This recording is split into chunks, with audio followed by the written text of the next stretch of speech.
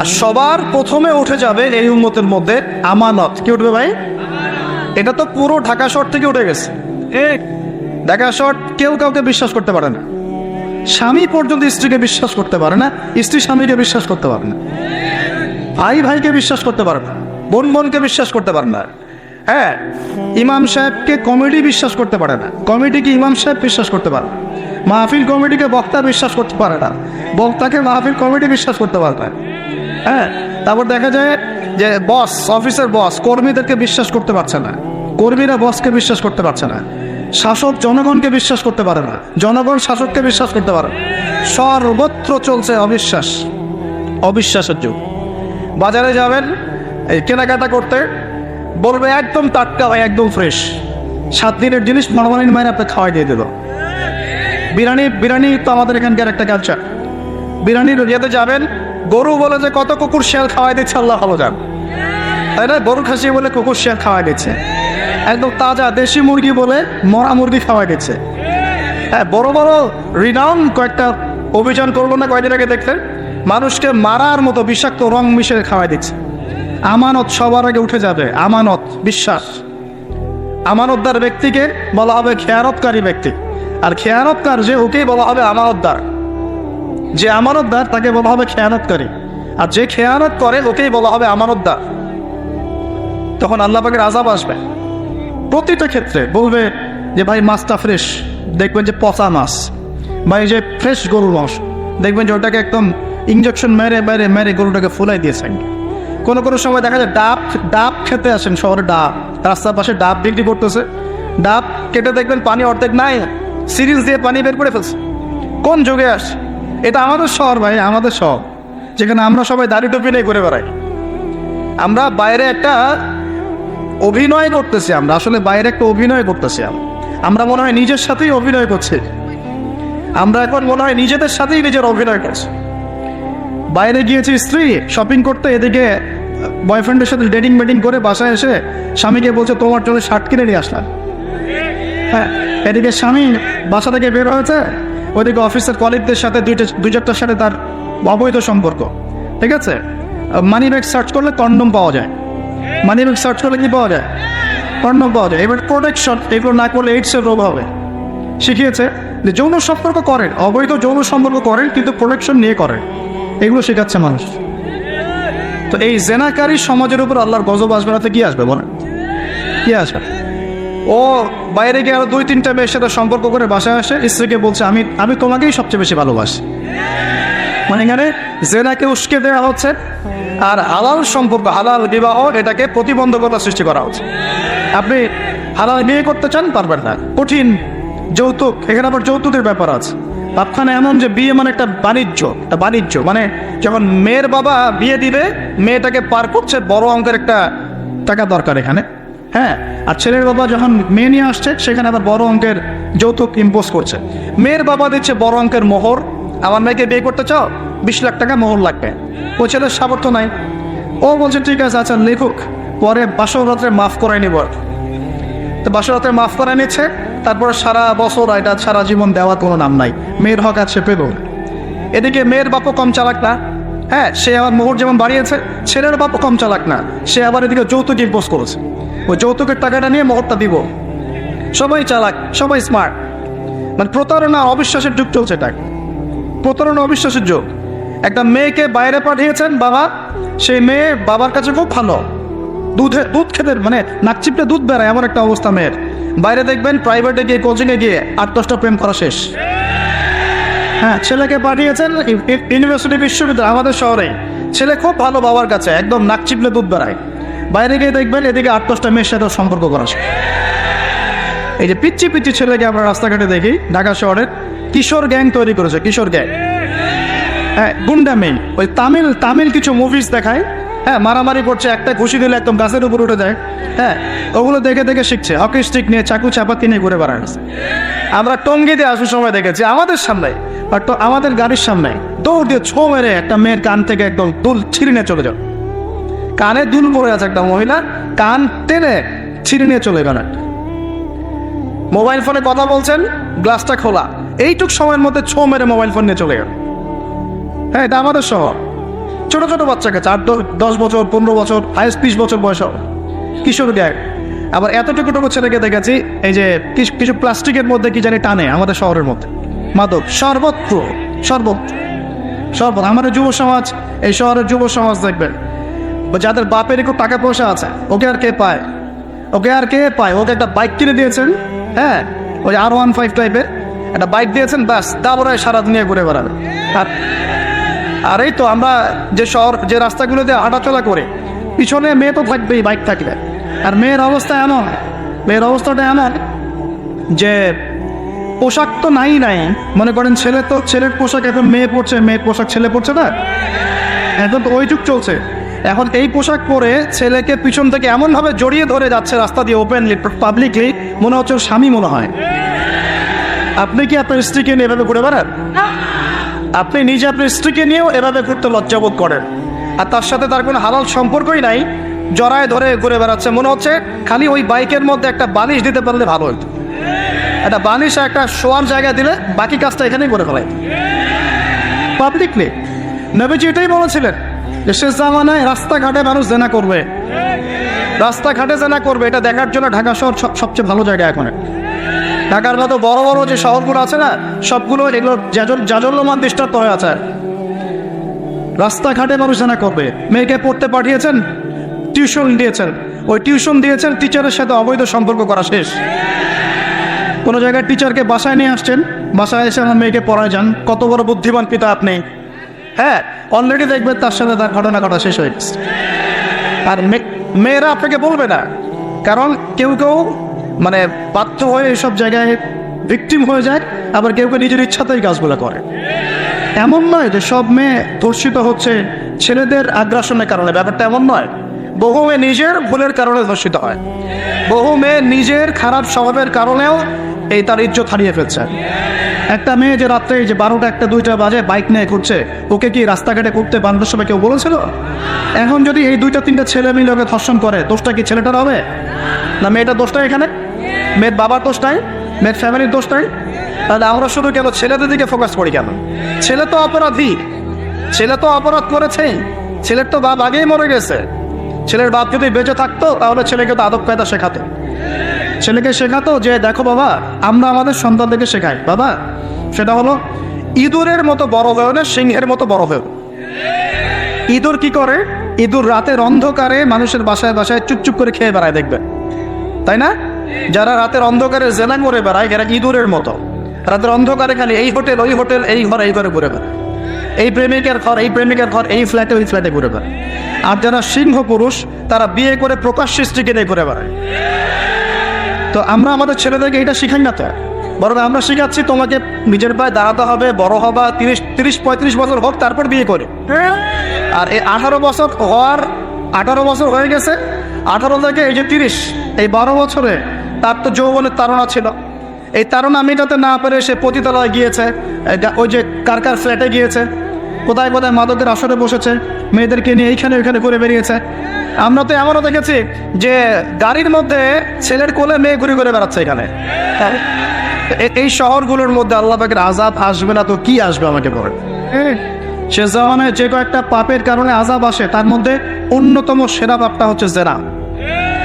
আমরা এই শহরটাকে জেনার শহর বানিয়ে ফেলেছি এখন, জেনার শহর। এগুলো গেল অবিবাহিতদের কথা। ইভেন ইউনিভার্সিটিগুলোর মধ্যে গিয়ে দেখ, ইউনিভার্সিটিতে গোল করে গ্রুপ স্টাডি করছে, গোল করে, এবং ছেলের কাপড় মেয়ে পড়ছে, মেয়ের কাপড় ছেলে, কাপড়ের কোনো বালাই নাই। নবীজি বলেছিলেন শেষ জামানায় 2 শ্রেণীর মানুষ আসবে, আমি এদেরকে দেখি নাই। নবীজি দেখেন নাই মানে 1400 বছর আগে ওরা ছিল না। এক শ্রেণী হচ্ছে হাতের মধ্যে মানুষকে মারার কিছু অস্ত্র নিয়ে ঘুরে বেড়াবে, এরা মানুষকে নির্মমভাবে মানুষকে পিটাবে। এই শ্রেণীকে আমি দেখিনি, এরা আসবে পরে। আরেক শ্রেণী হচ্ছে এমন এক শ্রেণীর মহিলা বের হবে যারা কাপড় পরেও নগ্ন থাকবে, নিজেরাও আকৃষ্ট হবে, অন্যকে আকৃষ্ট করবে। তো এই মেয়েদেরকে তো দেখতে পাচ্ছেন, এখন পাচ্ছেন না? তার মানে কিয়ামত কাছে না দূরে। আর আমি এখন ওই হাতে লাঠিওয়ালা ওই গ্রুপকেও খুঁজে পেয়েছি। হাতে লাঠিওয়ালা সেই গ্রুপ কোনটা জানে? ওই যে ঘরের মধ্যে ঢুকায় যে ছেলেগুলোকে মেরে রাত্রেবেলা মেরে ফেলায়, সেটা গ্রুপের। বিভিন্ন হলে দেখেন না, হকি স্টিক নিয়ে 8-10 মিলে এক একটা করে ছেলেকে ডেকে নিয়ে পিটায় পিটায় মেরে ফেলায়, এগুলো সেই ছেলে। এদেরকে যারা জন্ম দিয়েছে ওই বাপের জন্য ধিক্কার। এদেরকে যারা জন্ম দিয়েছে এই বাপের জন্য ধিক্কার। আর এখন এরকম লেডিস গ্রুপও বের হয়েছে, আর মেয়েদেরকেও হলে ডেকে ডেকে পিটানো শুরু করেছে। তোমরা কি মনে করো যে 5জন 6জন 10জন মিলে একজনকে সারা রাত টর্চার করে মেরে ফেলানোর মধ্যে সুপুরুষ? তুমি সুপুরুষ, তুমি অনেক বড় বীর। সাহসটা তুমি একজন একজন মারামারি করে দেখাও না, দেখে তোমরা এত বড় সাহস, তাহলে একজন একজন মারামারি করে দেখাও না। আসো রিংয়ের মধ্যে, আসো রিংয়ের মধ্যে আসো, তারপর দেখি তোমার কত শক্তি, আমাদের কত শক্তি। একজন 1-on-1 ব্যাটেলে আসো, দেখি খালি হাতে 1-on-1 ব্যাটেলে আসো। 8জন 10জন মিলে একটা বুয়েটের ছেলে, একটা মেডিকেলের ছেলে, একটা অমুকের ছেলে, তমুকের ছেলে, বাবা মায়ের স্বপ্ন লালন করা ছেলেগুলোকে ঘরের মধ্যে ঢুকাবা, সারা রাত পিটায় মেরে ফেলবা, এটাকে তোমরা সাফল্য মনে করো, বীরত্ব মনে করো? এই ছেলেগুলোকে জন্ম দিয়েছে যে পিতা মাতায়, এদের জন্য ধিক্কার আমার পক্ষ থেকে। আপনারা এইসব সন্তান জন্ম দিতে গেলেন কেন? খিদির আলাইহিস সালাম বেঁচে থাকলে ছোটবেলায় মেরে ফেলতো এদেরকে। ওই যে খিদির আলাইহিস সালাম ছোটবেলায় একটা বাচ্চাকে মেরে ফেলছিলেন না? মুসা আলাইহিস সালাম বলেছিলেন যে একটা বাচ্চাকে কেন মেরে ফেললেন? তখন খিদির আলাইহিস সালাম বলেছিলেন এই ছেলেটা যদি বড় হয়, বড় হলে অনেক বড় কাফের হবে। আল্লাহ আগে জানিয়ে দিয়েছেন, এই জন্য আগে মেরে দিয়েছে। এই বাচ্চাগুলোকে নিতে গেলেন কেন? কোনো রকম লজ্জাবোধও নাই, চক্ষু লজ্জা নাই। এরপর যখন আইন শৃঙ্খলা বাহিনী এদেরকে অ্যারেস্ট করে নিয়ে যায়, বীরের মতো হাসতে হাসতে চলে যায়। ও জানে যে আমার কোনো সমস্যা হবে না, পাক খবর দিয়ে বেরিয়ে চলে আসবে। তোমরা এগুলোকে বীরত্ব মনে করো, তোমরা বীরত্ব মনে করো, সুপুরুষ হয়ে গেছো তোমরা। এতই যদি ক্ষমতা থাকে, সাহস থাকে, একজন একজন মারামারি করো না কেন? 1-on-1 ব্যাটেল আসে, তারপর দেখো জিতে কে হারে। একটা মেয়েকে আপনি ঘরের মধ্যে ঢুকায় সারা রাত পিটাবেন, মেয়েটা কাঁদতে কাঁদতে বলছে আমার পায়জামা পর্যন্ত খুলে ফেলেছে টান দিয়ে। আরে তোর মায়ের পায়জামাকে খুলে ফেললে তোর কেমন লাগবে? তোর বোনের পায়জামাকে খুলে ফেললে তোর কেমন লাগবে? কোন সাহসে তুই একটা মেয়ের পায়জামায় হাত দিস? এত বড় সাহস! আর এদেরকে আমরা তোলাতলা করে মানুষ করি। ছাত্র পড়তে গিয়েছে, বাবা মার স্বপ্ন লালন করা ছাত্র, ছেলেটা ইঞ্জিনিয়ার হবে, ছেলেটা মেডিকেল সায়েন্সে পড়ে বড় একজন ডক্টর হবে, পিটায় মেরে ফেলে দিল তাকে। এত বড় সাহস! আর আমরা কিছুই বলতে পারলাম না, কিছু করলাম না। কি একটা অবস্থা চলছে! এগুলো যখন চলতে থাকবে একটা কওমের মধ্যে, আপনার মনে হয় যে আল্লাহর পক্ষ থেকে রহমত নেমে আসবে? লা ইলাহা ইল্লাল্লাহ বলা একজন মানুষ যদি বেঁচে থাকে, ওই একজন মানুষের সম্মানে আল্লাহ পাক কিয়ামত দিবেন ইনশাআল্লাহ। সে একজন মানুষকে এভাবে নির্মমভাবে পিটিয়ে মেরে ফেলো, তোমরা এখন মানুষকে পেটানো শুরু করেছো।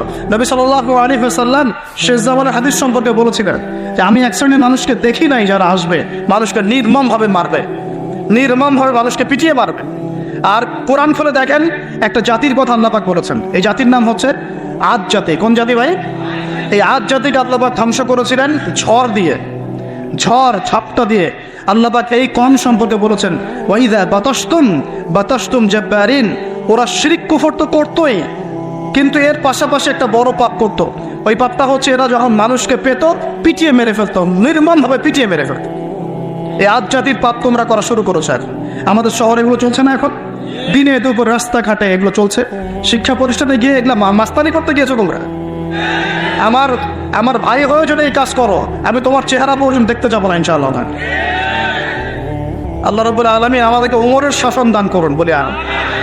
একটা মাস উমরের শাসন যদি চলে না, দেখবা সব লাইনে চলে আসছে ইনশাআল্লাহ। একটা মাস খালি ধর্ষণের বিচার করা শুরু করেন, ধর্ষণ করার সাহস খুঁজে পাবেন ইনশাআল্লাহ। কোনো মাদ্রাসাতে আমরা দেখেছি, কোনো মাদ্রাসাতেও এই যে হাফেজ ছাত্র হতে গিয়েছে, বাবা মা হাফেজ বানাবে, মাদ্রাসায় পাঠিয়েছে, মাদ্রাসার শিক্ষক ছেলেটাকে বালাৎকার করে রেখে দিয়েছে। হ্যাঁ, ঢাকা শহরের ঘটনা বলছে। আমাদের সন্তান থেকে কোথায় পাঠাবো? তাহলে পাপ যেই করে পাপী। এখানে যদি দাড়ি টুপিওয়ালা মানুষও পাপ করে, তাকেও শাস্তির আওতায় নিয়ে আসতে হবে আল্লাহ পাক।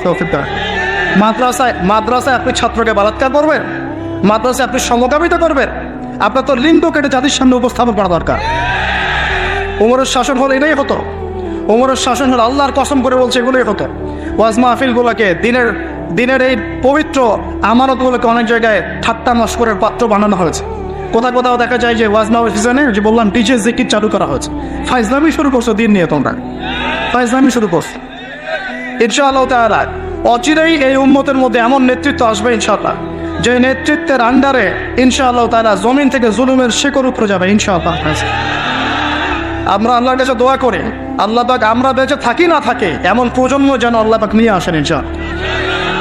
সারা দুনিয়া জুড়ে ফাইজলামি শুরু হয়ে গেছে, সারা বিশ্ব জুড়ে এই যে পশ্চিমাদের যে আগ্রাসন, মুসলিম বিশ্বের আনাচে কানাচে অসহায় মুসলিমদেরকে নির্যাতন করা হচ্ছে নির্মমভাবে। একটা বাচ্চা সে জানে না যে শিয়া কি সুন্নি কি, বোম মেরে নষ্ট উড়িয়ে দেওয়া হবে, মাথার খুলি উড়িয়ে দেওয়া।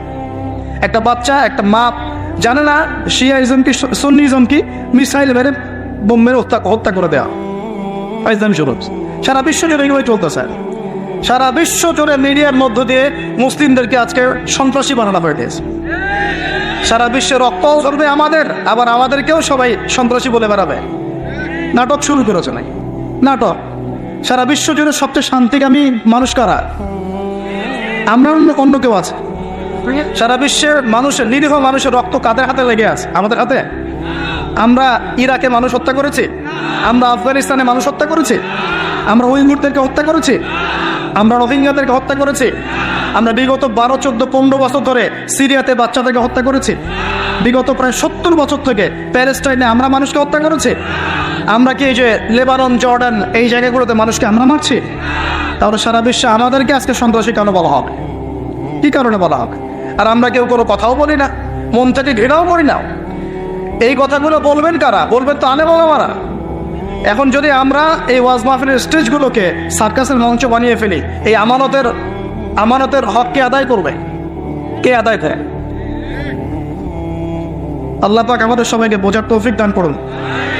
আমরা আশা করি ইনশাআল্লাহ তাআলা আমাদের উপরে যারা আছেন তাদের বোধোদয় পাবে ইনশাআল্লাহ তাআলা। আর আল্লাহ পাকের গজব যখন নেমে আসবে কেউ ঠেকাতে পারবে না ইনশাআল্লাহ। আমি বলে দিয়েছি প্রথমেই, সবকিছু মালিককে, সব ক্ষমতা কার হাতে? প্রিয় যুবক ভাইয়ের স্পেশালি আগামী দিনে ইসলামের পতাকা হাতে নিয়ে বিশ্বকে চ্যালেঞ্জ করার জন্য এখন থেকে প্রস্তুত হয়ে যান। একদিনের মাহফিল দিয়ে কিচ্ছু হবে না, একদিনের মাহফিল দিয়ে গরম বক্তব্য দিয়েও কিছু হবে না। আপনাদের সবাইকে কনস্ট্রাকটিভ কাজ করতে হবে। প্রত্যেক মুসলিম ভাইকে 5 ওয়াক্ত নামাজ আদায় করতে হবে, আল্লাহ পাক তৌফিক দান করেন। প্রত্যেক ভাইয়ের যাদের যাকাত ফরজ হয়েছে, যাকাত অবশ্যই দিতে হবে ইনশাআল্লাহ। বেশি বেশি দান সদকা করবেন। নিজের পরিবারের মধ্যে কোনোভাবেই অনইসলামিক কোনো সংস্কৃতি আসতে দিবেন না। নিজের পরিবারের মধ্যে পর্দা প্রতিষ্ঠা করবেন। কোনো অবস্থাতেই হারাম রিজিকের দিকে যাবেন না ইনশাআল্লাহ। আপনার সন্ততিদেরকে ছোটবেলা থেকেই মুসলিম রূপে মানুষ করবেন, কোনো রকম অমুসলিম কালচারে বড় করবেন না।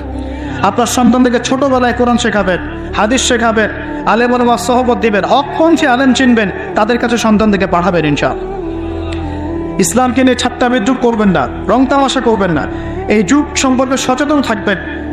কি হচ্ছে, কি চলছে, হাদিসে কি আছে, কোরআনে কি আছে, সামনে কি হতে পারে, সচেতনতা তৈরি করবেন। এই চলমান ফিতনাময় পরিবেশে নিজের ঈমান আমলকে এমনভাবে ধরে রাখবেন যেমন করে হাতের মধ্যে মানুষ আগুন ধরে রাখে, ঈমান ধরে রাখে। পরিবারের মধ্যে বেপরদামিকে স্থান দিবেন না। পরিবারের ছেলে কি করছে, মেয়ে কি করছে, আপনার আত্মীয় স্বজনের হক ঠিক আছে কিনা, প্রতিবেশীর হক ঠিক আছে কিনা, প্রতিটা বিষয়ে as a Muslim leader of the family আপনাকে এগুলো দেখতে হবে, আল্লাহ পাক তৌফিক দান করুন। এবং বেশি বেশি সামাজিক কিছু অ্যাসোসিয়েশন গড়ে তুলবেন যেগুলো সামাজিক অন্যায়গুলোকে প্রতিরোধ করবে ইনশাআল্লাহ। সামাজিকভাবে ন্যায় ছড়িয়ে দিবে, সামাজিকভাবে ইসলাম ছড়িয়ে দিবে ইনশাআল্লাহ তাআলা। শিক্ষা প্রতিষ্ঠান গড়ে তুলবেন যেখানে জেনারেল এবং ইসলামিক শিক্ষার সমন্বয় থাকবে, আলোকিত প্রজন্ম গড়ে উঠবে ইনশাআল্লাহ তাআলা। এরকম সমাজের অবস্থায় কি আপনার আযাব আসবে না রহমত আসবে? এই হচ্ছে আমাদের সমাজের অবস্থা। এখন কতগুলো বলে শেষ করব। প্রতি ঘরে ঘরে ব্যভিচার ঢুকে পড়েছে, ঘরে ঘরে ব্যভিচার, পরকীয়া ঢুকেছে, পরকীয়া। আর অর্থনৈতিক ক্ষেত্রে ঘরে ঘরে ঢুকেছে সুদ আর সুদ, ঘুষ ঢুকেছে ঘুষ, এদিকে সুদ ঢুকেছে, দুর্নীতি ঢুকেছে, অন্যের সম্পদ অন্যায়ভাবে হস্তক্ষেপ করার নোংরা সংস্কৃতি ঢুকে পড়েছে প্রত্যেক জায়গায় জায়গায়। আমাদের ইয়াং জেনারেশন নিজেদের ইতিহাস ভুলে গেছে যে আমরা কার উত্তরসূরি। খালিদ বিন ওয়ালিদের নামও তারা জানে না, ওমর ইবনে খাত্তাবের নাম জানে না, তারেক বিন জিয়াদকে চিনে না, মুহাম্মদ বিন কাসিমকে চিনে না। এরা ক্রিস্টিয়ানো রোনাল্ডোকে চিনে, এরা মেসিকে চিনে, নেইমারকে চিনে, এরা আমাদের ক্রিকেটারদেরকে চিনে। মাশাআল্লাহ, দেখো দিন দিন আমরা বিপদে যাচ্ছি, তারা হেদায়েতের দিকে আসছে। যারা এখন বিপদগামী ছিলেন আমরা মনে করতাম তারাই এখন হেদায়েতের দিকে আসছেন, আর আমরা এখন মুসলিম ঘরে জন্মগ্রহণ করে নামাজ ছেড়ে দিচ্ছি, কোরআন পড়া ছেড়ে দিচ্ছি।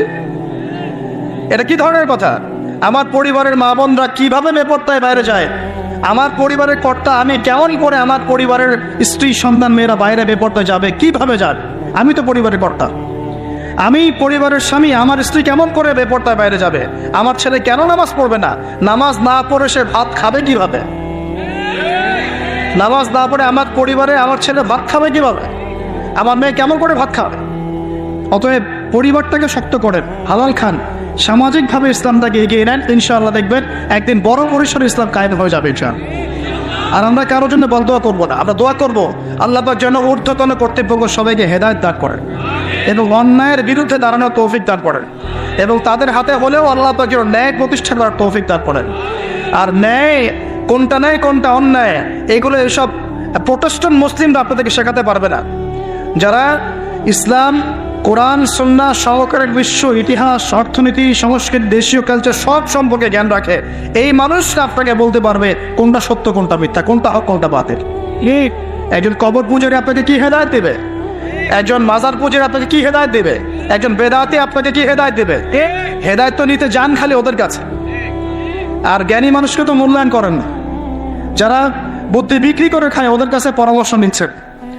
আর কিছু বিষয় বলতে বলতে মুখের ফেনা উঠিয়ে দিলাম, তারপরেও কোনোদিনও বললেন না যে এই কথাটা গ্রহণ করা যায়। কি আশ্চর্য! যখন একটা সমাজের মধ্যে এই পাপগুলো ছড়িয়ে পড়বে তখন আল্লাহ পাকের গজব আসবে, এটা আসবেই। প্রতিরোধ কিভাবে? প্রতিরোধ করার কোনো সুযোগই নাই, আপনাকে প্রতিকারও করার কোনো সুযোগ নাই। তওবা করে আল্লাহর কাছে ফিরে আসতে হবে, এটাই সলিউশন, এটাই সলিউশন। এই যে আমরা শহরের কথাই বলছিলাম, আমাদের সমাজের অন্যতম বড় একটা কিয়ামতের আলামত হচ্ছে উঁচু উঁচু বিল্ডিং নির্মাণের প্রতিযোগিতা। নবীজি জীবনের শেষের দিকে যে হাদিসগুলো বলেছেন, শেষের দিকে, তার মধ্যে কিয়ামতের বড় দুইটা আলামত বলেছেন। তার মধ্যে একটা হচ্ছে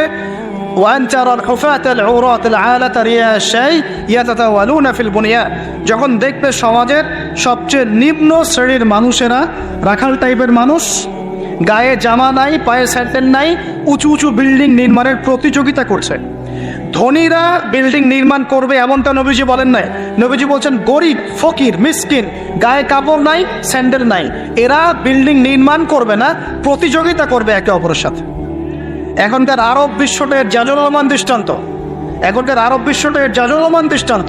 অনেক সালফে সালিন বলেছেন যে এই হাদিস থেকে আরবদেরকে ইশারা করা হয়েছে। এটা আমাদের ঢাকার মতো চলে আসছে। আজকালকে যার এক জানা টাকা পয়সা ছিল না, আজকে 10তলা 20তলা ফ্ল্যাটের মালিক। কিভাবে সম্ভব? সুদের মধ্য দিয়ে সম্ভব, দুর্নীতির মধ্য দিয়ে সম্ভব, কালো টাকার মধ্য দিয়ে সম্ভব, অন্যের সম্পদ অন্যায়ভাবে হস্তক্ষেপ করার মধ্য দিয়ে সম্ভব। আর মাশাআল্লাহ, যার একটা 5-10তলা বাড়ি আছে আমাদের শহরে, অন্য মানুষকে মানুষই মনে করে না, ভাড়াটে একে মনে করে যে তেলাপোকা, ককরোচ, ছিছি করে তার আছে। মানে কত যে শর্ত! কোনো কোনো সময় এমনও হয়েছে মানে বাড়ি ভাড়া চাইতে গিয়ে যে বেইজ্জত হতে হয়েছে, মনে হলো যে বাড়ি ভাড়া চাইতে গিয়ে মানে নিজের সম্মান নিজে নষ্ট করে ফেললাম আর কি। সুবহানাল্লাহ। কারণ যখন নিম্ন শ্রেণীর মানুষের কাছে অর্থ আসে তখন কিন্তু এদের মধ্যে কালচার আসে না, কালচার আসে না। সম্পদ আসে ঠিকই, কিন্তু কালচার, সভ্যতা আসে না। তারা অসভ্যই থেকে যায়। কাকে সম্মান দিতে হবে কাকে দিতে হবে না সেটাও জানে না। কথা বুঝতে পারছেন? এটা আমাদের সমাজ এখন চলছে, হাইলি কনস্ট্রাক্টেড বিল্ডিংসের প্রতিযোগিতা। আর আমরা বলবো কেন? এই যে এখনকার সিকিউরিটি রিপোর্টগুলোই বলছে বেশিরভাগ বিল্ডিংয়েরই দেখা যায় যে কোনো রকমের ভিত্তি নাই। এই 5-6 মাত্রার ভূমিকম্প হয়নি, সব তত্তর করে পুরো যাবে। আরও এই যে অহংকার, আমি একটা ফ্ল্যাটের মালিক, ঢাকা শহরে মনে হচ্ছে যেন পরিচয়ের মানদণ্ড হচ্ছে এটাই। জিজ্ঞেস যদি করেন যে ভাই আপনার নাম কি করেন, বলবে ওই যে ফ্ল্যাটটা দেখছেন 10তলা, ওইটা আমার। বাপখানে এমন হচ্ছে এটাই তার পরিচয়ের মানদণ্ড। সে কি করে, সে তার শিক্ষাগত যোগ্যতা কি, কোন প্রফেশন, এগুলো বড় কথা নয়। ওই যে ফ্ল্যাটটা দেখছেন 6তলা, ওইটা আমার। অনেকে এসে পরিচয় দেয়, আমি অমুক পার্টির অমুক, আমি অমুক পার্টির তমুক, আমি অমুকের সাধারণ সম্পাদক, আমি অমুকের সভাপতি। এগুলো পরিচয়? এগুলোই মানুষের পরিচয়? আমি অমুক দল করি, তমুক দল করি। পরিচয় কি তোমার? তুমি কি এই পরিচয় দিয়ে কাল কিয়ামতের মাঠে আল্লাহর সামনে দাঁড়াবা? তো পরিচয়টা কি? পরিচয় হচ্ছে তোমার শিক্ষাগত যোগ্যতা কি, তুমি সমাজকে কতটুকু সার্ভ করতেছো, তোমার ইলমি যোগ্যতা কি, তুমি 5 ওয়াক্ত নামাজ পড়ো কিনা, তুমি ইসলামপন্থী কিনা, তোমার সুন্নত আছে কিনা, তুমি দিনের জন্য কি করো, এগুলো তোমার পরিচয়। আল্লাহ রাব্বুল আলামিন আমাদের কথাগুলো বোঝার তৌফিক দান করেন। আমাদের সমাজে হাইলি কনস্ট্রাক্টেড বিল্ডিংসের এগুলোর প্রতিযোগিতা চলছে। দেখেন, বিল্ডিং নির্মাণ করা পাপের কিছু নয়, কিন্তু এগুলোর মধ্য দিয়ে অহংকার করাটাই পাপের। আর অহংকার করলে আল্লাহ পাক এগুলোকে ধসিয়ে দিতে সময় নেবেন না। আল্লাহ পাক আমাদেরকে বোঝার তৌফিক দান করুন। আমাদের সমাজে রন্ধ্রে রন্ধ্রে এগুলো চলছে, আমানতের খেয়ানত, অবিশ্বাস, সুদ চলছে, জেনা চলছে, ফ্ল্যাটে ফ্ল্যাটে জেনা চলছে, ফ্ল্যাটে ফ্ল্যাটে জেনা। আর জেনা মানে শুধু শারীরিক ইলিগেল ফিজিক্যাল রিলেশনশিপই নয়, জেনার মধ্যে চোখের জেনা আছে, কথার জেনা আছে, চলাফেরার জেনা আছে। নবীজি বলেছেন শেষ জামানায় এক শ্রেণী মেয়ে আসবে যারা পুরুষের কাপড় পরে ঘুরবে। এটা দেখার জন্য আপনি ঢাকার শপিং মলে চলে যান, শপিং মলে যান, কেয়ামত দেখতে পারবেন। কেয়ামত কাকে বলে? কেয়ামত কাকে বলে? কেউ কেউ দেখা যায় সুন্দর সুন্দর বোরখা বানিয়ে নিয়েছে, যে বোরখাগুলো পরেও তার মানে শরীরের কাঠামো স্পষ্ট বোঝা যাচ্ছে। এখানে আপনি কাকে দায়ী করবেন, কাকে দোষ দিবেন? অবৈধ সম্পর্ক, অবৈধ সম্পর্ক ঢাকা শহরে রন্ধ্রে রন্ধ্রে ঢুকে গেছে। অবৈধ টিনেজ 8-10 বছর, ক্লাস 8-এ পড়ে, ক্লাস 9-9-এ পড়ে, 10-এ পড়ে, এদের মধ্যে ইলিগেল সম্পর্ক চলছে। ইউনিভার্সিটিতে পড়ে, স্কুল কলেজ পাশ করে বিশ্ববিদ্যালয়ে গিয়েছে, ব্যাস ও মনে হয় যে একেবারে পাখা ওর বজায় গেছে, যা ইচ্ছা তাই করতে পারে। মেয়েকে দিয়েছেন একটা স্মার্টফোন, ব্যাস নষ্ট হয়ে গেছে। ছেলেকে দিয়েছেন একটা বাইক, ও দেখ মাদকের আসরে বসে আছে। কি একটা অবস্থা! এই যুব সমাজ কি আগামী দিনে ইসলামের পতাকা বহন করবে? এই যুব সমাজকে দিয়ে ইসলামের বিজয় লাভ হবে, নাকি আমাদের একটা ইমান দীপ্ত যুব সমাজ দরকার? কোনটা? আল্লাহ পাক আমাদের সবাইকে আল্লাহর পক্ষ থেকে ইমান দান করুন। আর আমি লম্বা করতে থাকলে সারা রাত যাবে গা। আমি আপনাকে গুছায় নিয়ে এসে শেষ করে দিচ্ছি যে এর পাশাপাশি কোন কোন পাপ ছিল, যে পাপগুলোর কারণে আল্লাহ পাক এই গজবগুলো দিয়েছিলেন, এবং এই ঢাকা শহর সহ এই বড় বড় শহরগুলা এই পাপের মধ্যে আছে কি না আপনি নিজেই যাচাই করেন। যাচাই কে করবে? আপনি যাচাই করবেন, আমি যাচাই করবো না। 1 নম্বর শিরকের পাপ আছে না নাই? কুফরির পাপ 2 আছে না নাই? আমানত উঠে যাওয়া আছে না নাই? আমানত উঠে যায় নাই? 3 নম্বর আমানত উঠে যাবে। 4 বিশ্বাস উঠে যাবে। বিশ্বাস উঠে গেছে না? বাবাও ছেলেকে বিশ্বাস করতে পারে না, এখন স্বামী স্ত্রীকে বিশ্বাস করতে পারে না। মনে রাখবেন, একটা সমাজে যদি বিশ্বাস না থাকে একের প্রতি অন্যের, এই সমাজের মধ্যে কখনো শান্তি আসবে না। আসবে? আসবে না। আপনি পরিবারেই শান্তি পাবেন না, সমাজ তো দূরের কথা। এবার আসেন 5 নম্বর হচ্ছে মাপে কম দেওয়া। মাপে কি হয়? এই মাপে কম দেওয়াটা আমাদের সমাজে পাপের মধ্যে নাই। ব্যবসায়ী যারা আছেন সতর্ক হয়ে যান। আপনি যদি মাপে কম দেন, এই পুরো রিজিক আপনার জন্য হারাম হয়ে যাবে, পুরো রিজিকটাই। এই রিজিকের ইবাদত আল্লাহর দরবারে যদি কবুল হয়, তাহলে কোরআন হাদিস মিথ্যা হয়ে যাবে। নাউজুবিল্লাহ। কোরআন হাদিস কি মিথ্যা? এই রিজিক যদি খেয়ে ইবাদত আল্লাহর কাছে কবুল হয়, তাহলে কোরআন সুন্নাহ মিথ্যা হয়ে যাবে। নাউজুবিল্লাহ। আল্লাহ পাক বলেছেন এই মাপে কম দেয়া হারাম রিজিক খেয়ে ইবাদত করলে ইবাদত কবুল হবে না। পৃথিবীতে সর্বপ্রথম কওমে মাদিয়ানকে ভূমিকম্প দিয়ে ধ্বংস করে দেওয়া হয়েছিল। তাদের প্রধান অপরাধ ছিল মাপে কম দেওয়া, যেটা আমাদের মধ্যে ছড়িয়ে পড়েছে। মাপে কম দিচ্ছি আমরা। এই যে রমজান মাস সামনে আসছে, দেখে নিয়েন বহু ব্যবসায়ী তাহাজ্জুদ পড়বে, তারাবিও পড়বে, মসজিদে গিয়ে ফটর ফটর করা শুরু করবে। লাইট নাই কেন, এসি নাই কেন, ফ্যান চলে না কেন? বড় বড় কথা। সারা বছর তো মসজিদে আসে নাই, তারাবির নামাজে আসবে। আবার দেখবেন অনেকে সারাদিন তো মসজিদ নাই, জুমার দিনে যায়। জুমার দিনে গিয়ে বলে ইমাম সাহেব ওটা করেন নাই কেন, এই মুয়াজ্জিন সাহেব এটা করেন নাই কেন? আছে না এমন লোক? এই শ্রেণীর মানুষ আছে, দেখবে এরাই ফটর ফটর বেশি করে রমজান মাসে। রমজান মাসে দেখবেন নামাজে তারাবিও করবে, মাপেও কম দেবে। এরকম লোক আছে না? মাপে যারা কম দেয়, এই পাপের কারণে সমাজের মধ্যে দুর্ভিক্ষ নেমে আসে। আমাদের অর্থনৈতিক অবস্থা এমন জায়গায় দাঁড়িয়ে আছে না, দুর্ভিক্ষ যদি চলে আসে অবাক হওয়ার কিছু নাই। দুর্ভিক্ষ চলে আসলে আপনার অবাক হতে পারেন, আমি অবাক হব না।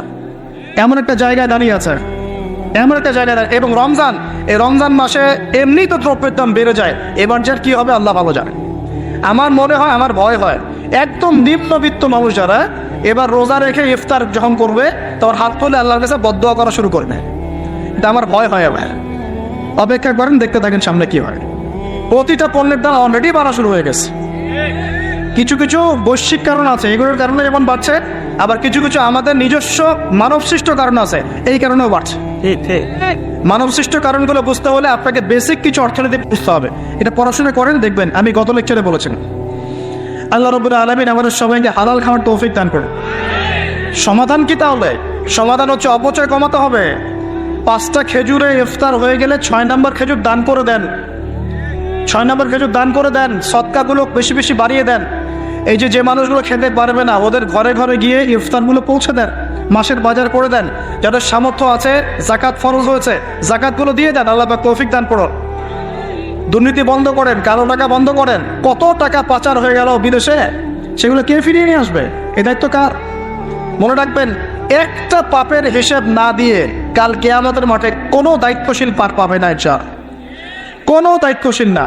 না এই যে আমি লেকচার দিচ্ছি না, আল্লাহ পাক আমাকেও দাঁড় করাবে, দাঁড় করায় বলবেন তোমাকে আমি দিনের যে জ্ঞান দিয়েছিলাম সেই জ্ঞানের হক তুমি আদায় করেছো কিনা হিসেব দেওয়ার।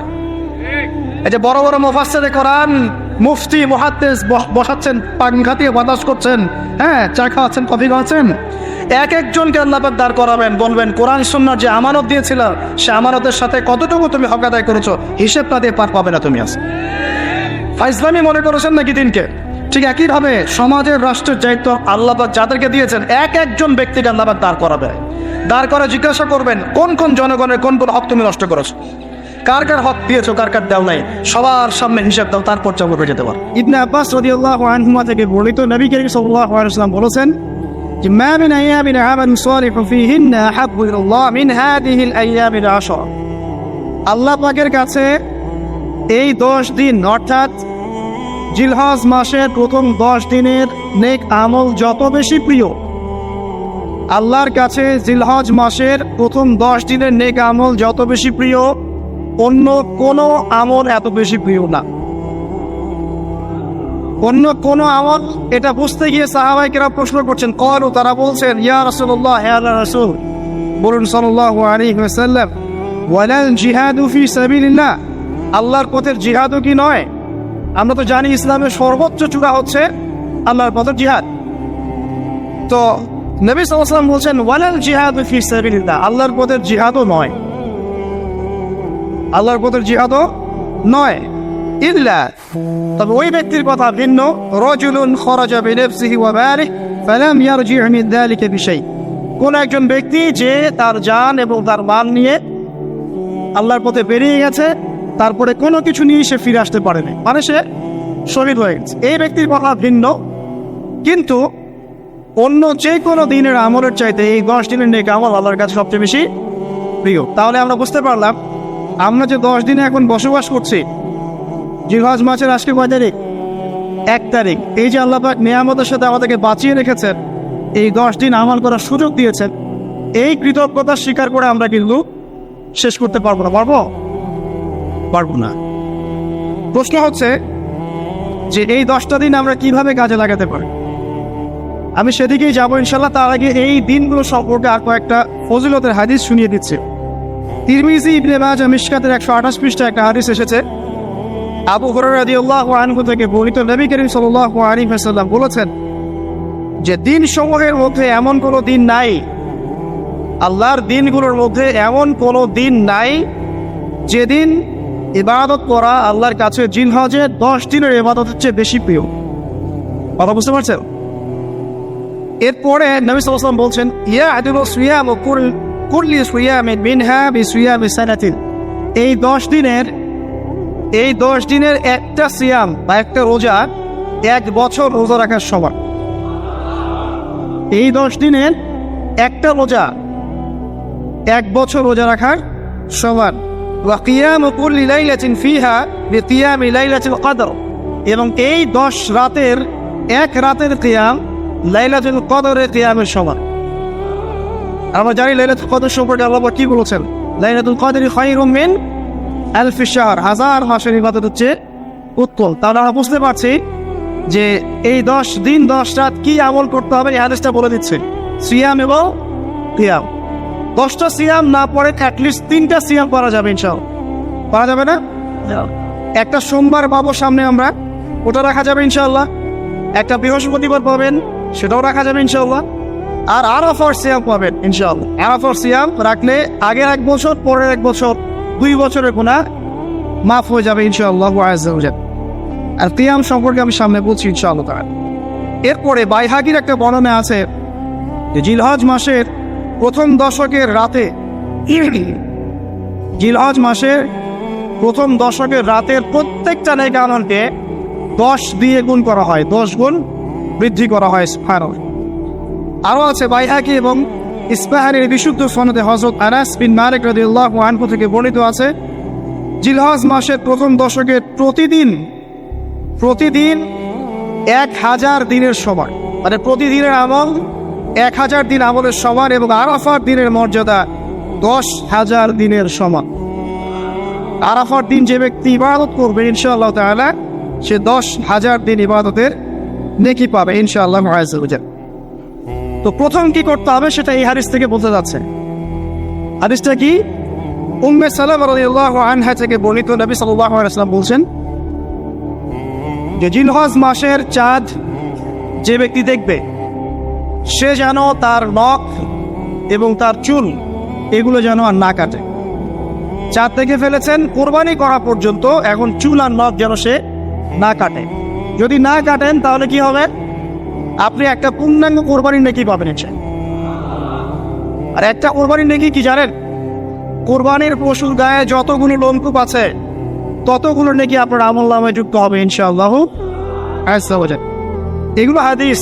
এখন আমরা প্র্যাকটিক্যাল কিছু কথায় আসি যে কিভাবে আমরা এই 10টা দিনকে কাজে লাগাতে পারি। আমি সবার আগে দোয়া করছি আল্লাহ পাক যেন আমাকে সবার আগে এর উপর আমল করার তৌফিক দান করেন, আমার পরিবারকে তৌফিক দান করেন, এবং অতঃপর আপনাদের সবাইকে যেন আল্লাহ পাক এই তৌফিক দান করেন, আমিন। 1 নাম্বার, যদিও কাজটা খুব ডিফিকাল্ট এবং এই যুগে এই জেনারেশনের জন্য কাজটা অনেক বেশি ডিফিকাল্ট, অলমোস্ট ইম্পসিবলের মতো, সেটা হচ্ছে এশার নামাজের পরপর ঘুমিয়ে যাও। তাই না ভাই? এই কাজটা এখন কোয়াইট ইম্পসিবল, এশার নামাজের পরপর ঘুমিয়ে যাওয়া। কিন্তু চেষ্টা করতে হবে, আল্লাহ তৌফিক দান করুক, 10টা-11টার মধ্যেই যেন আমরা ঘুমিয়ে পড়তে পারি। আল্লাহ তৌফিক দান। সবার আগে যেন আমাকে তৌফিক দান। কোনো কোনো রাত এমনও কেটে যায় ফজরের নামাজ পড়তে হবে জন্য সারা রাত জেগে থাকতে হচ্ছে। আর আমাদের সময়ে বারাকা কমে গেছে, জানেন? আমাদের সময়ের মধ্যে বারাকা কমে গেছে, এটাও আমাদের সাইন। নবী সাল্লাল্লাহু আলাইহি ওয়াসাল্লাম বলেছিলেন কি আমাদের আগে আগে একটা বছর একটা মাসের মতো চলে যাবে, একটা মাস একটা সপ্তাহের মতো যাবে, একটা সপ্তাহ একটা দিনের মতো চলবে, একটা দিন একটা ঘন্টার মতো চলে যাবে। তাই হচ্ছে না এখন? এই 7 দিন আগে আমরা জুমা পড়লাম, দেখেন 7 দিন, এই যে গত কয়েকদিন আগেই আপনি কুরবানির পশু জবাই করলেন, আবার কুরবানির ঈদ আপনার সামনে, সময় খুব দ্রুত চলে যাচ্ছে। আমরা বুঝতে পারছি। এর কারণ হচ্ছে, একটা কারণ আমি ফাইন্ড আউট করছি, সেটা হচ্ছে আমরা এখন ফজরের সালাতটাকে জামায়াতে গুরুত্ব দিচ্ছি না, এবং ফজরের নামাজের পর থেকে আমরা জেগে থাকছি না। অনেকেই, বেশিরভাগই যারা থাকছে আলহামদুলিল্লাহ। এই কারণে ওই যে বরকতময় সময়টা সকালে, এটা আমরা পাচ্ছি না। এই কারণে দিনটা আমাদের ছোট হয়ে আসছে, দিনে কাজগুলো আমরা শেষ করতে পারছি না, রাত জাগতে হচ্ছে, আর রাত জাগলে তো ফজরে ওঠা সম্ভব হচ্ছে না। সো এই সমস্যাটা হচ্ছে ফজর কেন্দ্রিক, ফজরটাকে গুরুত্ব দিতে হবে সবচেয়ে বেশি। আল্লাহ পাক আমাকে তৌফিক দেখ, আপনাদের সবাইকে তৌফিক দান। এই 10টা দিন আমরা প্র্যাকটিস করবো ইনশাআল্লাহ।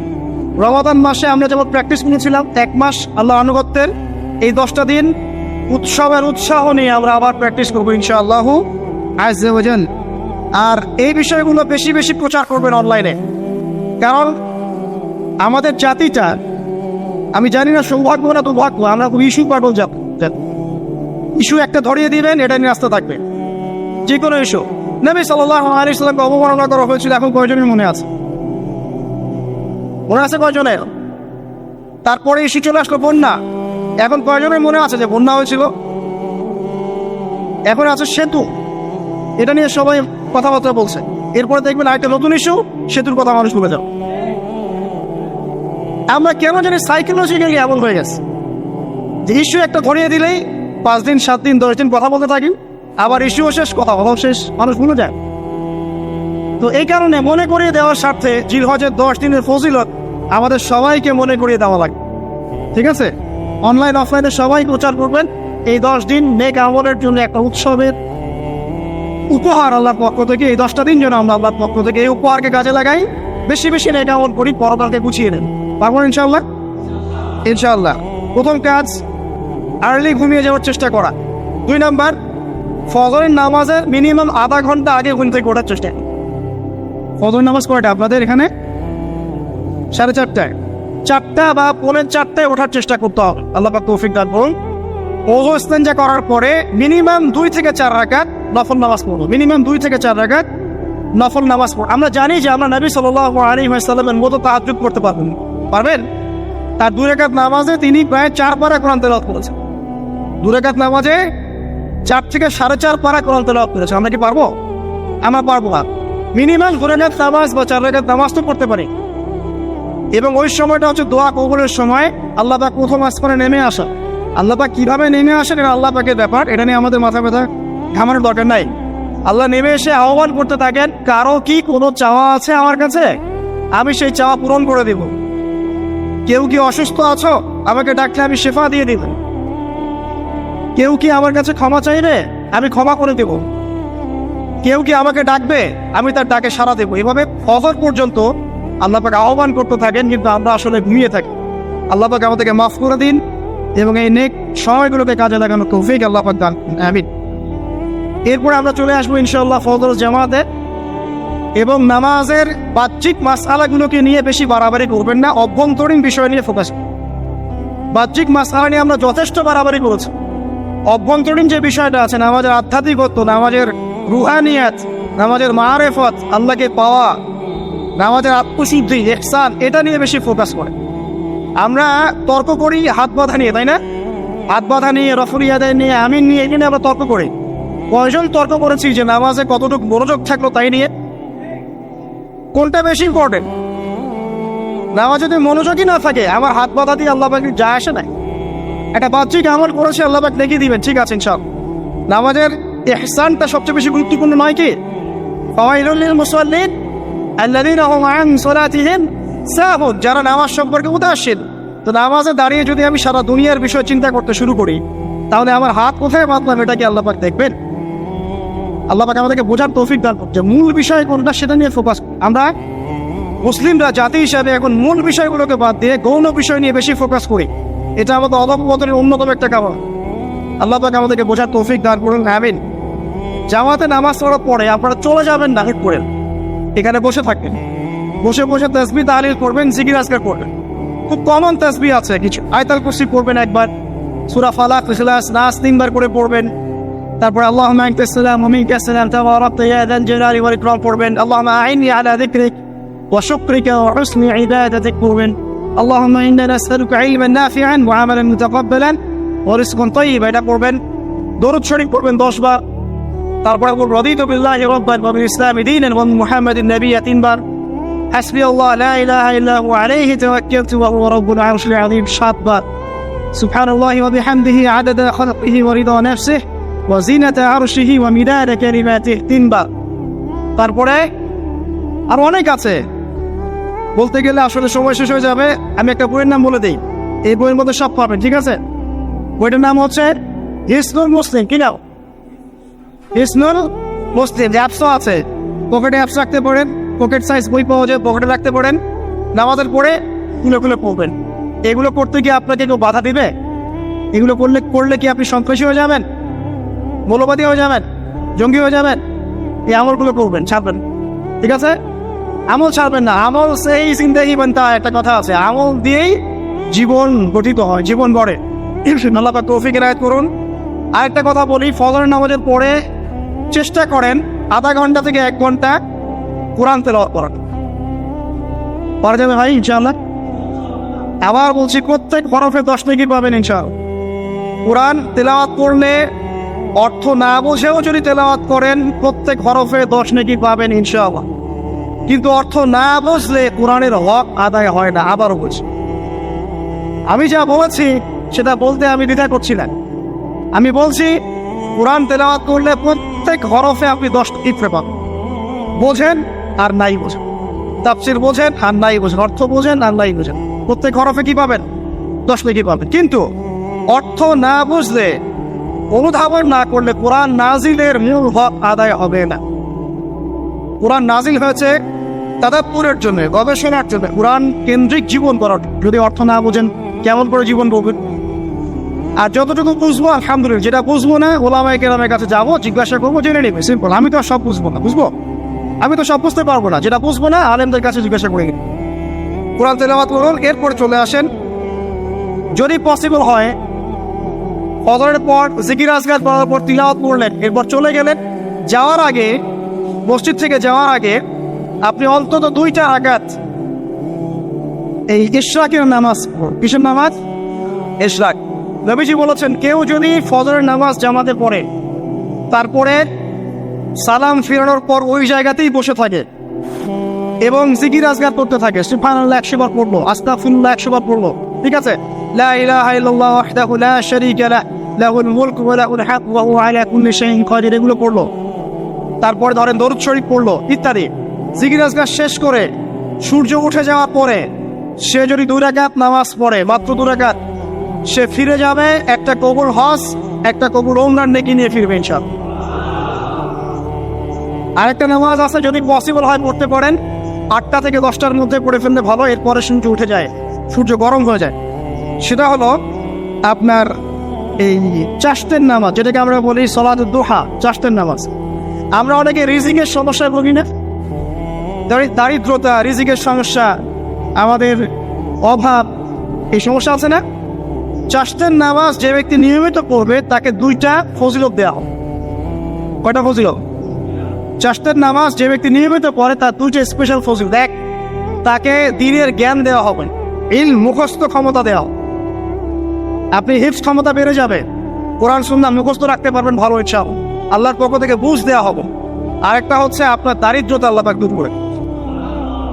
এগুলো পরীক্ষিত আমল ভাই, এগুলো গাল গল্প বলছি না, এগুলো পরীক্ষিত। আরেকটা আছে, সূরা ওয়াকিয়া রাতে তেলাওয়াত করেন, সূরা ইযা ওয়াকাআতিল ওয়াকিয়া লাইসা লিওয়াকাতিহা কাযিবা, এই সূরাটা আপনি তেলাওয়াত করেন, দেখবেন দারিদ্রতা চলে যাবে ইনশাআল্লাহ আযজা ওয়া জাল, চলে যাবে ইনশাআল্লাহ।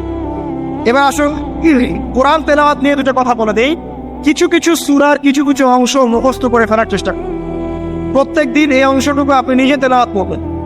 ফর এক্সাম্পল, সূরা বাকারার প্রথম 5টা আয়াত, তারপরে আয়াতুল কুরসি 255 নম্বর আয়াত, সূরা বাকারার শেষের 3টা আয়াত, সূরাতুল আলে ইমরান শেষের 10 আয়াত, সূরা কাহফ প্রথম 10 শেষের 10, সূরা মুমিনুন শেষের 5-7টা আয়াত, সূরা তাওবার শেষ পৃষ্ঠা, সূরা আহজাবের শেষ পৃষ্ঠা, সূরা ফালাক, সূরা নাস, সূরা ইখলাস, সূরা কাফিরুন, সূরা জিন এর প্রথম 10টা-20টা আয়াত, এছাড়া আরো সূরা হাশর শেষের 5-7টা আয়াত। এগুলো মুখস্থ করে ফেলেন, প্রতিদিন এগুলো আপনি চর্চা করুন, পারবেন ইনশাআল্লাহ। প্রত্যেক দিন যদি কোরআন তেলাওয়াত করেন, একটা নেকি আছে, একটা ফজিলত স্পেশাল, সেটা হলো কোরআন কিয়ামতের মাঠে আপনার পক্ষে সুপারিশ করবে। আর কোরআন যার পক্ষে সুপারিশ করবে ইনশাআল্লাহ তাআলা সে জান্নাতে চলে যাবেই ইনশাআল্লাহ। আর কোরআন যার বিপক্ষে সুপারিশ করবে তার কি জান্নাতে যাওয়ার কোনো সুযোগ আছে ভাই? আল্লাহ বোঝার তৌফিক দেখ, আমিন।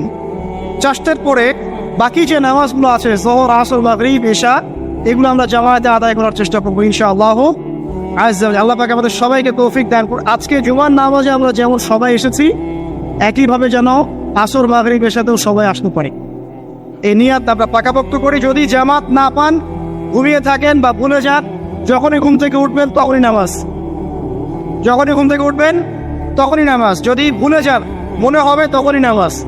ঘুমিয়েছিলেন, ফজর হয়ে গেছে, 8টা বেজে গেছে, উঠবেন, আগে ফজরের নামাজ কাজা করবো, তারপরও এটা হাদিসে নবীজি বলেছেন, যে ব্যক্তি নামাজ ইচ্ছাকৃতভাবে ইচ্ছা করে ছেড়ে দিল, ইচ্ছা হলো পড়লাম, ইচ্ছা হলো পড়লাম না, ফাকাত কাফারা, সে ব্যক্তি কুফরি করল। বাইনাল আবদি ওয়া বাইনাশ শিরকি ওয়াল কুফরি তারকুস সালাহ, একজন আল্লাহর বান্দা আর একজন মুমিন মুসলিম, এর মধ্যে পার্থক্যই হচ্ছে নামাজ। এমন হাদিস আছে যে প্রচন্ড রকম জালেম ফিরআউনের মতো শাসক সম্পর্কে সাহাবীরা জিজ্ঞাসা করেছিলেন, যদি এরকম জুলুম হয় ইয়া রাসূলুল্লাহ, আমরা কি করব? আমরা কি প্রতিহত করব না? নবীজি বলেছেন, ইল্লা মা সাল্লাহ, না, যতক্ষণ তারা সালাত আদায় করে ততক্ষণ তাদের বিরুদ্ধে যেও। তার মানে নামাজ নাই, ইসলামের খাতায় নাম নাই। অতএব নামাজ কাজা হয়ে গেল কাজা করবেন, ভুলে গেল নামাজ আদায়। যদি জামাত না পান বাসায় পড়বেন, যদি পসিবল হয় মসজিদে জামাত শেষ হয়ে গেছে বাসায় জামাত করবেন, নামাজের কোনো মাফ আল্লাহ পাক তৌফিক দান করে, আমিন। এরপরে আসেন, 2টা নামাজ আছে এটা আমরা পড়ি না, বা অনেকে পড়ে অনেকে অবহেলা করে, কিন্তু এটা বড় ফজিলত আছে, বলবো। বেলাল রাদিয়াল্লাহু আনহু নাম শুনেছেন? যখনই নবী সাল্লাল্লাহু আলাইহি ওয়াসাল্লাম জান্নাতে যেতেন, মানে জান্নাত আল্লাহ পাক তাকে দেখাতেন, তখনই তিনি তার বেলাল রাদিয়াল্লাহু আনহুর পায়ের শব্দ শুনতে পান। বেলাল রাদিয়াল্লাহু আনহুর পায়ের শব্দ তিনি শুনতে পারতেন। একজন যোগ্য নেতা যিনি, তিনি তার অনুসারীর পায়ের শব্দও চিনেন। কথা বুঝতে পারছেন? আচ্ছা, গলার আওয়াজও চিনেন। তো বেলাল রাদিয়াল্লাহু আনহু তিনি জিজ্ঞাসা করলেন, হ্যাঁ বেলাল, তুমি কি এমন আমল করো যার ফলশ্রুতিতে তুমি জান্নাতে আমার সামনে সামনে হাঁটছো? সুবহানাল্লাহ। কোন বেলাল? যিনি একজন কৃতদাস ছিলেন, নিগ্রো, কালো, দেখতে হয়তো আপনার মতো সুন্দর না, তাই না? আফ্রিকান মানুষ, যাকে ওই যে রোদের মধ্যে শুয়ে পিটানো হয়েছিল, হয়নি? সেই বেলাল রাদিয়াল্লাহু আনহু। সুবহানাল্লাহ। তখন তিনি বলছেন, ইয়া রাসূলুল্লাহ, আমি তো এমন কোনো আমল করি না, আপনারা যা করেন তাই করি।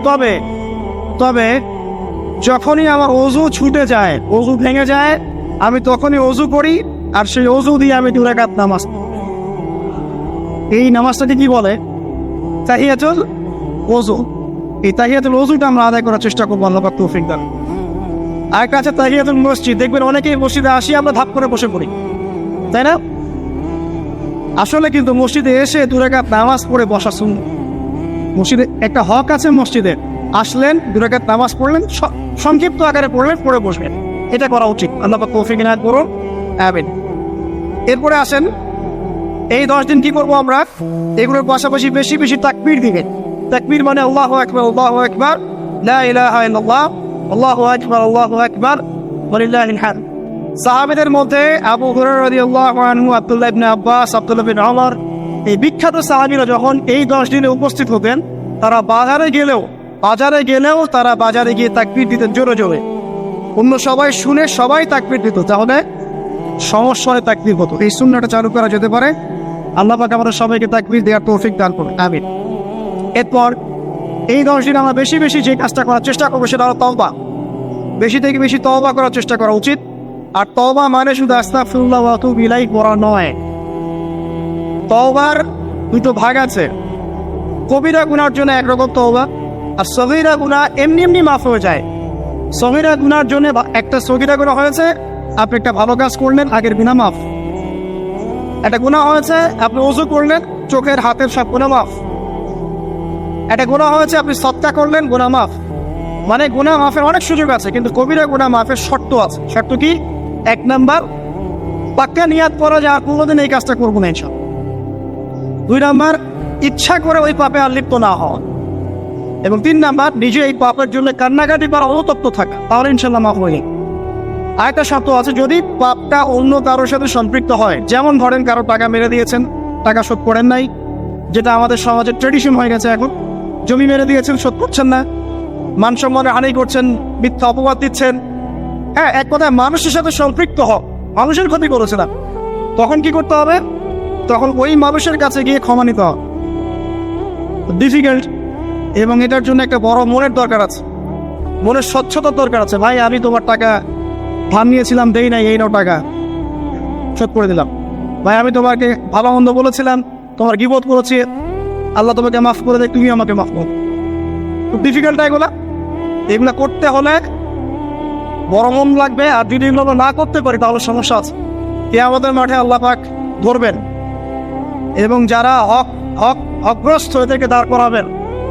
কিয়ামতের মাঠে নিজের নেকি তাকে দিয়ে ঋণ শোধ করতে হবে, অথবা তার গুনাহ নিজের আমল নামে নিয়ে ঋণ শোধ করতে হবে। কোনটা বেটার বলেন? দুনিয়াতে ছোট হওয়া না পরকালে ছোট হওয়া? তাই আমরা সবাই সবার কাছে মাফ চেয়ে নেই যে আল্লাহ পাক আমাদের সবাইকে মাফ করে দেখ। যদি আমি আপনাকে কষ্ট দিই, আপনি আমাকে মাফ করে দেন। আপনি আমাকে কষ্ট দিয়ে থাকেন, আমি আপনাকে মাফ করে দিলাম। এই বিষয়ে চলে আসেন। আল্লাহ পাক তৌফিক দান করুন, আমিন। আর একটা তওবা করুন, আস্তাগফিরুল্লাহাল্লাযী লা ইলাহা ইল্লা হুয়াল হাইয়ুল কাইয়্যুম ওয়া আতুবু ইলাইহি, দিনে 70 বার বা 100 বার। দিনে 70 বার বা 100 বার। যদি না পড়েন, অ্যাটলিস্ট এতটুকু বলবেন, আস্তাগফিরুল্লাহ ওয়া আতুবু ইলাইহি, আস্তাগফিরুল্লাহ ওয়া আতুবু ইলাইহি, 70 বার বা 100 বার। এরপরে আসেন, এই 10 দিনের অন্যতম একটা আমল হতে পারে সওম রাখা। যদি পারি এই 10টা দিন সওম রাখবো। যারা পারছি না, মিনিমাম 3টা 4টা 5টা অ্যাটলিস্ট রাখবো। আর যারা সেটাও পারছি না, কমপক্ষে আরাফার দিনের সিয়ামটা যেন মিস না যায়। ঠিক আছে? আরাফার দিনের সওম যেন মিস না যায়। আল্লাহ পাক তৌফিক এনায়েত করুন সবাইকে, আমিন। আরাফার দিনের সওম বিগত 1 বছর, আগামী 1 বছরের গুনাহ মাফের কারণ হয়ে যাবে ইনশাআল্লাহ। যত গুনাহ আমরা করেছি 1 বছরে, আরাফার সওম রাখতে সমস্ত গুনাহ মাফ হয়ে যাবে। একটা হাদিসে পড়েছিলাম ইবলিস আরাফার দিনে সবচাইতে বেশি অনুতপ্ত হয়, মানে হতাশায় ভোগেন। একটু আগে বললাম না ইবলিস আমাদের প্রতিবন্ধকতা, সে সবচেয়ে বেশি হতাশায় ভোগে আরাফার দিনে। আরাফার দিনে আল্লাহ পাক কাছাকাছি চলে আসেন, রহমত নাজিল হতে থাকে, সেটা দেখতে পারে। এবং আরাফার দিনে আল্লাহ পাক যত মানুষকে মাফ করে দেন এবং জাহান্নাম থেকে মুক্তি দেন তা অন্য কোনো দিনে করেন। অগণিত অসংখ্য মানুষকে আল্লাহ পাক আরাফার দিনে মাফ করে দেবেন। অতএব এই দিন সওম রাখতে হবে। কারা সওম রাখবে? যারা হজ করছে না তারা রাখবে, মানে আমরা যারা হজ করতে যেতে পারিনি এবার তারা রাখবো ইনশাআল্লাহ তাআলা। এছাড়া বেশি বেশি সওম রাখার চেষ্টা করা উচিত এই 10 দিন। ফজিলত একটা হাদিস একটু আগে বলেছি, একটা সওম আপনার কি হবে? 1 বছর সওমের নেকি পাওয়া যাবে ইনশাআল্লাহ তাআলা। হজ এবং উমরা করা, যারা এই 10 দিনে হজ উমরার সুযোগ পেয়েছে তারা আল্লাহ পাকের মেহমান। আমরা দোয়া করবো আল্লাহ পাক তাদের সবাইকে সুস্থতার সাথে হজ করার তৌফিক দান করুন এবং আমাদেরকেও জীবনে অন্তত একটাবার হলেও মাকবুল হজ করা তৌফিক আল্লাহ পাক দান করুন। এবং একটা হাদিস এসেছে, যে ব্যক্তি বিশুদ্ধভাবে হজ করতে পারে, মাকবুল হজ, মাবরুর হজ, সেই ব্যক্তি ওই দিনের মতো নিষ্পাপ হয়ে যাবে যেদিন তার মা তাকে প্রসব করেছে। আরো একটা কাজ আছে এই 10 দিনে, সেটা হলো ঈদ উল আজহা এবং কুরবানি। ইনশাআল্লাহ তাআলা নেক্সট যে খুতবা আসবে সেই খুতবায় আমরা কুরবানি, এর মর্ম, এর গভীরতা, এর শিক্ষা নিয়ে আলোচনা করবো ইনশাআল্লাহ। তবে কুরবানির সামনে আছে, এই 10 দিনের মধ্যে আমরা পশু কিনবো। পশু কেনার সময় আপনি আপনার সামর্থ্যের সেরাটা কিনবেন এবং পশুকে কেন্দ্র করে কোনো রকম শো অফ করবেন না। আমার তো 1,60,000, আমার তো 1,80,000, কত ভাই এত গলায় লটকিয়ে দেওয়া, এইসব কাজ করতে পারবেন, ঠিক আছে? কিন্তু পশুকে আপনি মহব্বত করবেন, পশুকে নিজ হাতে খাওয়াবেন, পানি পান করাবেন, যাতে তার প্রতি আপনার মহব্বত সৃষ্টি হয়। এবং এই মহব্বতের প্রাণীটাকে আপনাকে কোরবানি দিতে হবে। মনে রাখবেন, যিনি কোরবানি দিচ্ছেন তিনি যেন একজন ইসমাইল আলাইহিস সালাম। যাকে কোরবানি দেওয়া হচ্ছে সে যেন যিনি কোরবানি দিচ্ছেন তিনি যেন একজন ইব্রাহিম আলাইহিস সালাম।